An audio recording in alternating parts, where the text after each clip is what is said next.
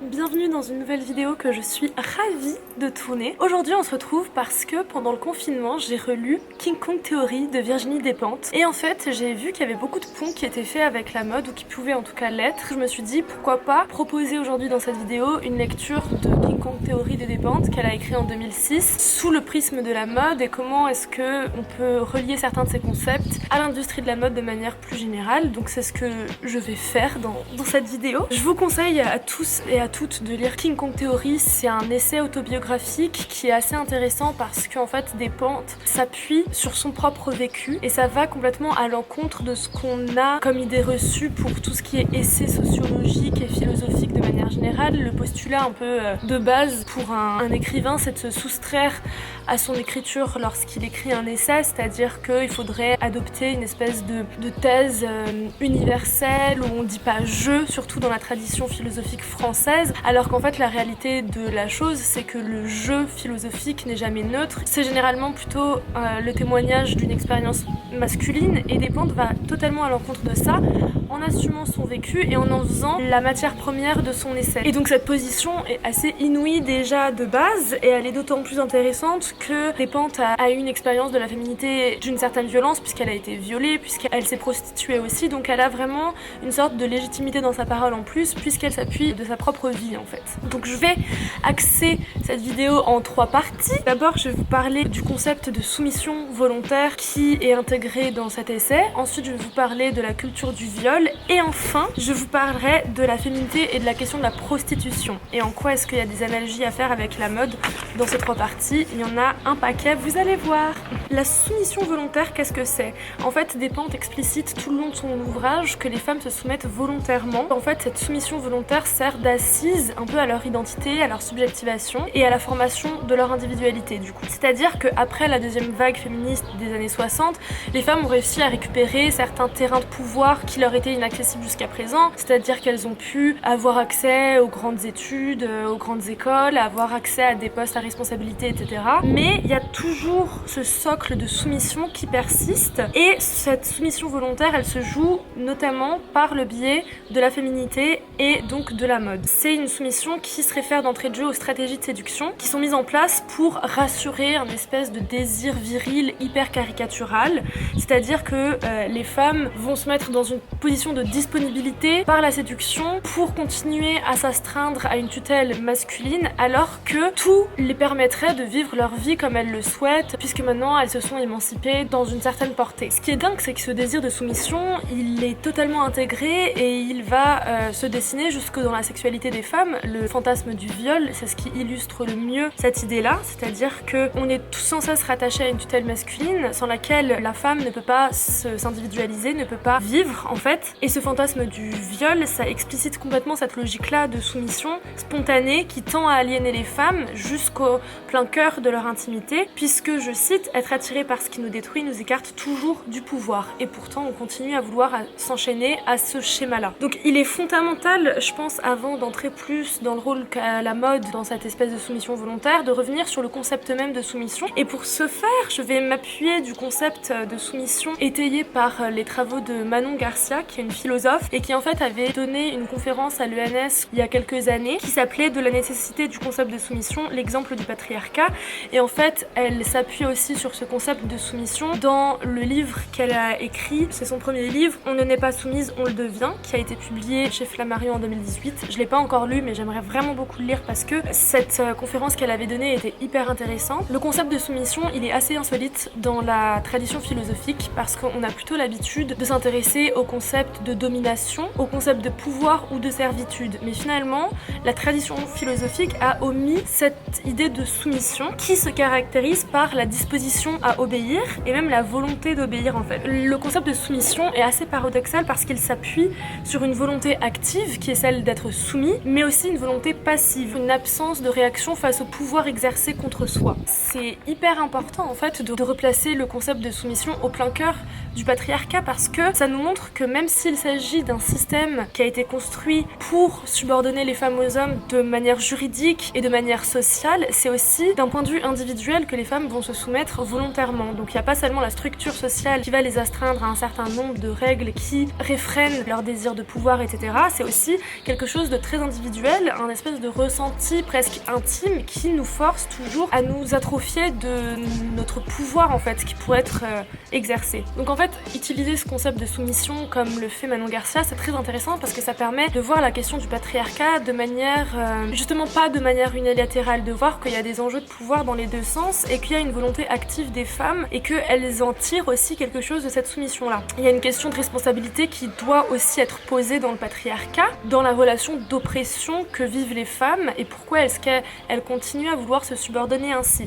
Aujourd'hui, cette soumission volontaire, comme le dit Despentes, elle va s'incarner dans tous les jeux de séduction qui sont instaurés, notamment dans les rapports hétérosexuels, et donc elle va s'incarner par le biais de la mode. C'est-à-dire qu'il y a une volonté chez les femmes de correspondre à ce que Despentes nomme le look de chienne de l'extrême. Il faut savoir que Despentes a un style très incisif qui fait pas de cadeaux, mais c'est ça qui est aussi assez jouissif quand on lit son livre. Et en fait, c'est totalement ça, c'est-à-dire qu'on a une volonté de montrer que même si on est intelligente, même si on est accompli socialement, qu'on a un certain statut au sein de la société, on a encore envie de plaire, on a encore envie de faire de l'apparence un terrain sur lequel les hommes ont leur mot à dire, sur lequel nous, justement, on va s'astreindre à leur regard désirant. Donc selon Despentes, c'est totalement une diminution de notre être, une manière de s'effacer, encore une fois, de se soustraire à notre autonomie propre qu'on gagne sur d'autres terrains, parce que, en fait, on a une peur de la punition, selon Despentes. C'est-à-dire qu'on est redevante des désirs des hommes par l'intermédiaire de la séduction parce qu'on a peur d'empiéter trop, d'être too much. On va, pour rassurer les hommes, continuer à se faire jolie, continuer à correspondre un peu au code de la beauté idéale selon le regard blanc,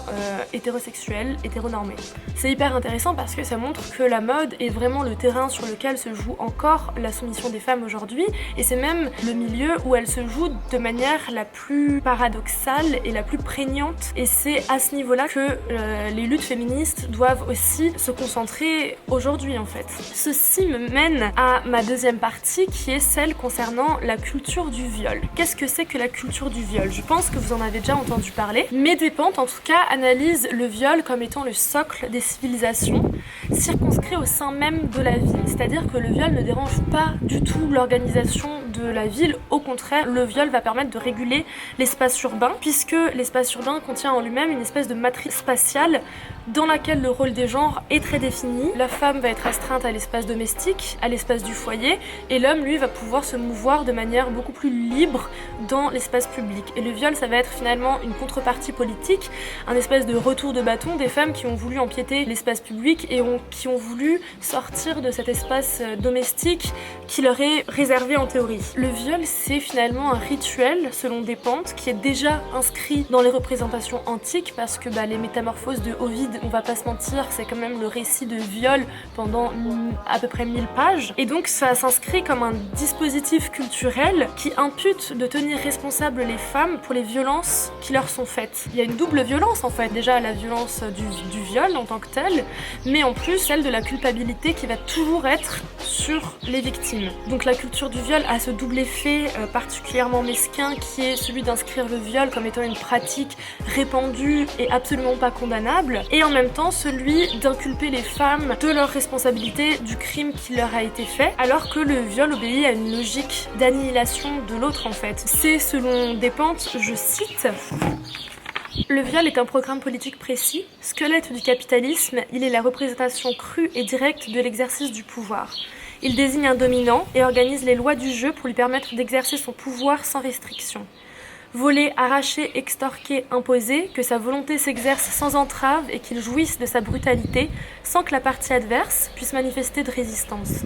Jouissance de l'annulation de l'autre, de sa parole, de sa volonté, de son intégrité. Je trouve que ces quelques phrases résument complètement la logique de la culture du viol qui est prégnante dans nos sociétés en fait, parce que ça s'appuie sur l'idée que le violeur peut violer en toute impunité, parce qu'il sait que sa victime ne dira rien, et si c'est le cas, personne ne va la croire, sa parole va toujours être mise en question, et de toute manière, elle va recevoir la responsabilité de son viol en pleine gueule. Donc c'est quand même une entrave à la parole pour les femmes déjà. Il y a aussi l'idée que dit Despentes qui est hyper intéressante, que l'intégrité physique d'un homme prévaut toujours sur l'intégrité physique d'une femme. Le viol se construit autour d'un mythe, d'un désir viril brutal qui doit se vivre sur le mode de la violence. Le viol, ça relaie un peu cette idée que c'est une pulsion à déverser, d'une animalité inhérente au genre masculin qui peut pas se contenir, etc. C'est une construction totalement sociale, mais qui se met totalement en scène dans cette culture du viol. Et l'intégrité physique d'une femme, au contraire, ne compte pas, elle est complètement secondaire. Les femmes, elles,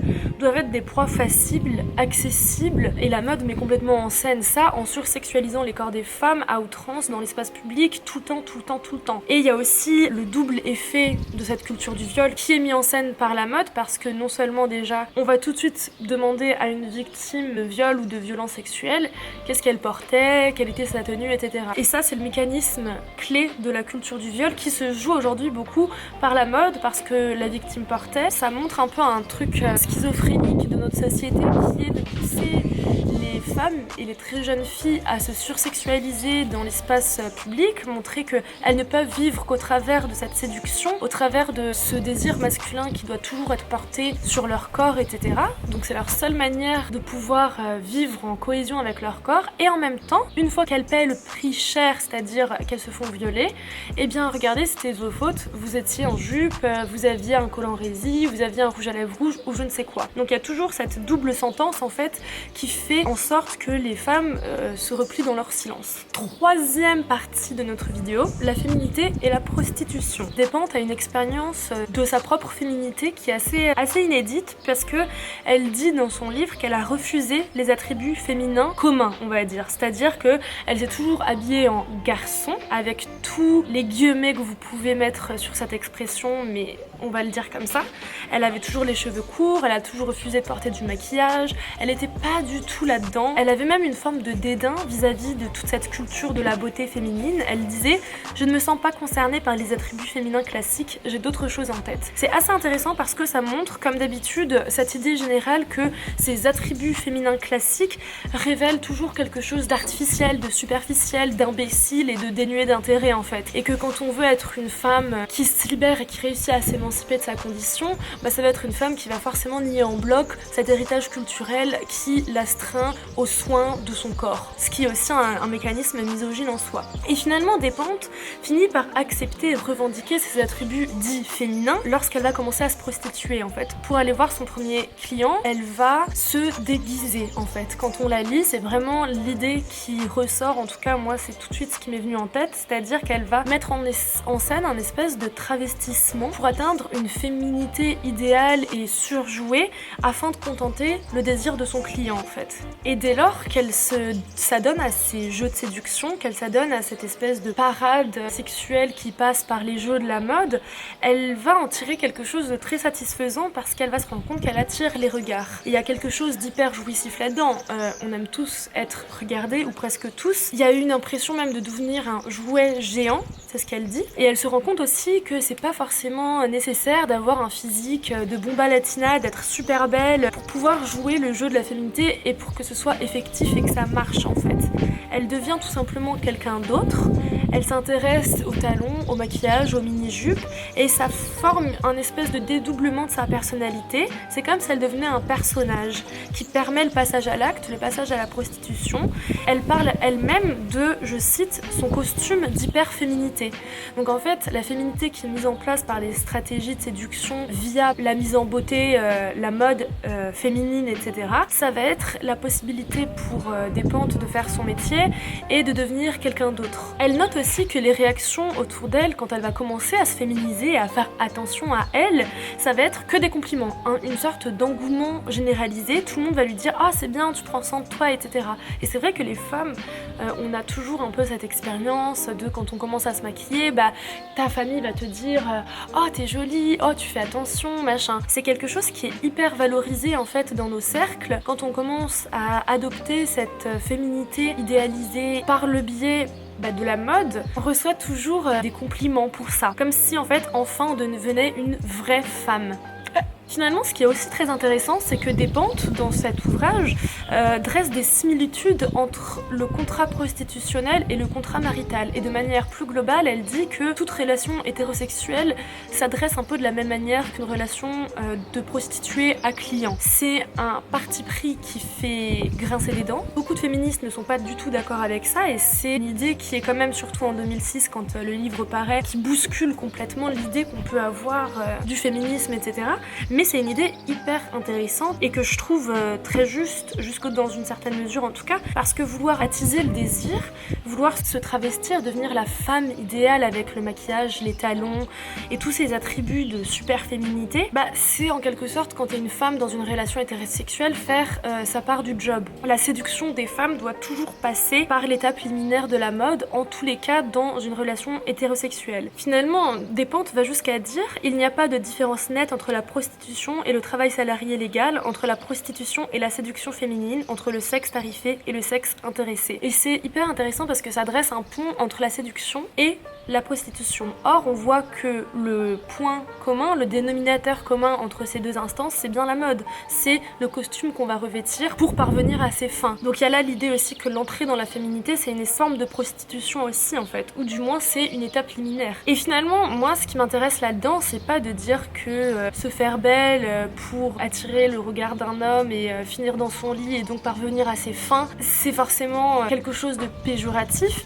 Je pense que ça octroie aux femmes un grand pouvoir qui est très mal vu, mais que c'est un pouvoir quand même en fait. On a toujours l'habitude de dire que justement les femmes qui veulent coller à cet idéal de féminité avec beaucoup de maquillage, avec les attributs toujours bien mis en avant, etc., c'est avilissant, c'est asservissant. Mais en fait, peut-être pas. Peut-être que ça octroie aux femmes une force de frappe et un pouvoir que les hommes n'ont pas. Dans le chapitre King Kong Girl, Despentes fait une introspection sur son style et sur la marge de manœuvre que lui a octroyé la culture underground punk rock, parce qu'elle était une punk rock, et en fait ça lui a permis de déjouer les codes du genre. Le principe même du punk, c'est forcément de revisiter la féminité, de revisiter la virilité, et au contraire, avec l'apparence, de s'octroyer une certaine liberté. Donc ça montre quand même que Despentes a aussi eu une espèce de marge de manœuvre et de liberté rendue possible grâce à la mode. Voilà, c'était un peu tout ce que j'avais relevé d'intéressant entre la mode et les concepts de Despentes dans son ouvrage King Kong Theory. Despentes est une écrivaine très controversée, c'est ce qui fait aussi la lecture de ses essais d'autant plus intéressante, parce que du coup il y a plein de choses à dire, et même si on n'est pas toujours d'accord, c'est des pistes de réflexion qui sont bonnes à prendre, comme celles que j'espère avoir pu avancer dans cette vidéo. On peut se retrouver sur mon blog et sur ma page Instagram comme d'habitude, et je vous dis à très vite pour une nouvelle vidéo. Bisous!